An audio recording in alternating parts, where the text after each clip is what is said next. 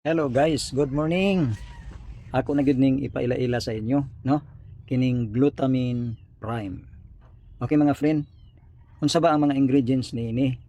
So dinhi makita nimo mga friends, una L-glutamine. Pila ka miligram? 390 miligram.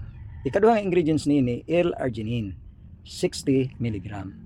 Ikatulo nga ingredients N-acetyl L-cysteine, 40 miligram.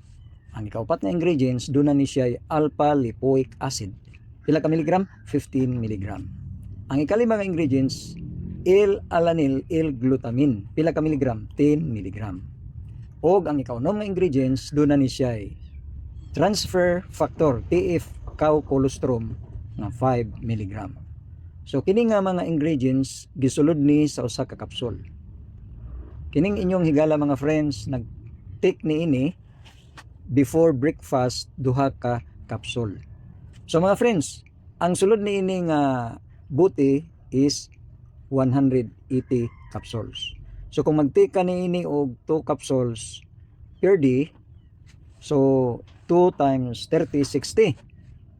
Sa 2 months, 120. So 3 months, mahurot ni mo ning gidaghanon nga 180 capsule kung mag-maintain ka og 2 capsule per day. Okay mga friends, kamo na lang mo research sa PubMed, sa Publication of Medicine, or sa NIH, National Institute no of Medicine. Inyo ning kuan mga friends, i-research kining isa-isa ho nimo ning mga ingredients diri, L-glutamine, L-arginine, alpha lipoic acid, L-alanine L-glutamine, TF cow colostrum. I-research ninyo ni og unsay benefits ni ini.